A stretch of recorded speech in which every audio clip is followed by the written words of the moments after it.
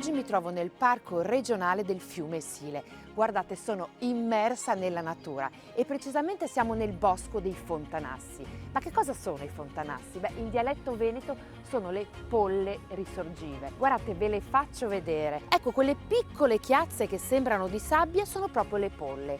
In sostanza i fiumi di montagna scorrono sotterranei e riaffiorano proprio qui con quel piccolo effetto bollicine. E questa è la fonte del Sile, il fiume di risorgiva più lungo d'Europa.